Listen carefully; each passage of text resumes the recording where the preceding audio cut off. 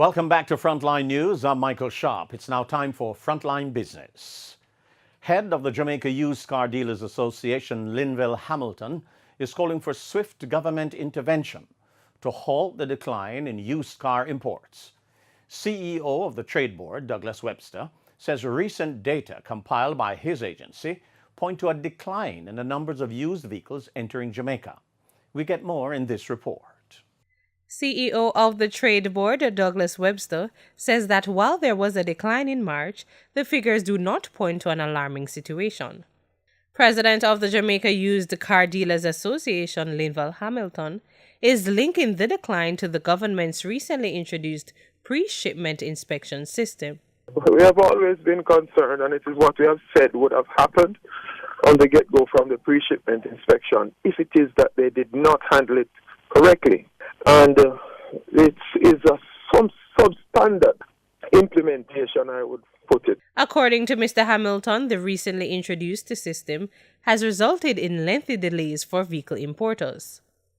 He noted that previously the waiting time for used vehicle imports was in the range of 2 weeks, but this has increased to 2 months. As a result, he says some dealers are being forced to temporarily cease operations.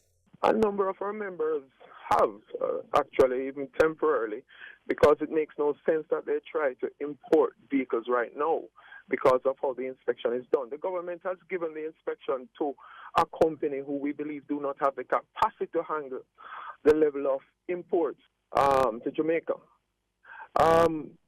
We believe that the government should get at least 2 more pre-shipment inspection teams. And that would alleviate all the problems most of the problems that we are facing. Kimberly Wright, Frontline Business. Technology Minister Dr. Andrew Wheatley says open data can bring significant economic benefits for Jamaica.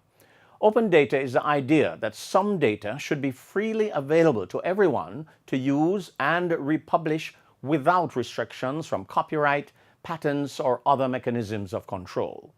Dr. Wheatley gave an example by saying open data is set to impact the gross domestic product, GDP, of countries within the European Union, enabling their economies to see positive results. Dr. Wheatley pointed out that Jamaica has been making strides towards becoming a data-driven country. He disclosed that an open data policy is being finalized for submission to Cabinet shortly. The policy invites stakeholders to partner with the government to transform data into tools and applications to create innovations to address challenges faced by citizens. On the foreign exchange market, $127.31 is the average selling rate for the American currency. It's costing $99.54 for the Canadian dollar, while the pound sterling is trading at $168.11 and the euro for $149.65. In Tuesday's trading session, the JSE Combined Index declined by 903 points to close at 303,625.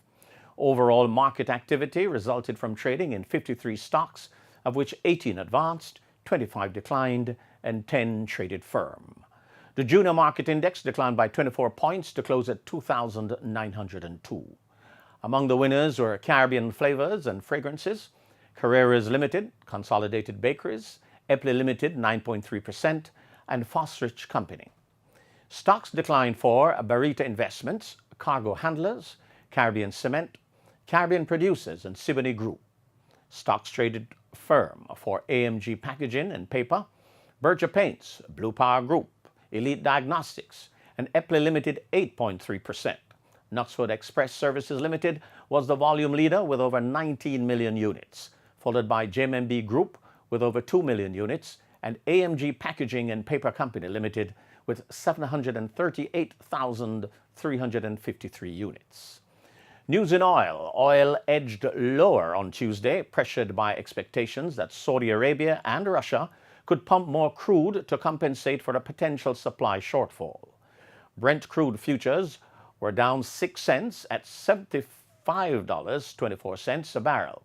The price has fallen by nearly 7% since hitting a 2014 high above $80 on May 22. U.S. West Texas Intermediate WTI crude fell $1.39 to $66.49 a barrel. And that's it for Frontline Business. I'm Michael Sharp. Regional stories are next after the break.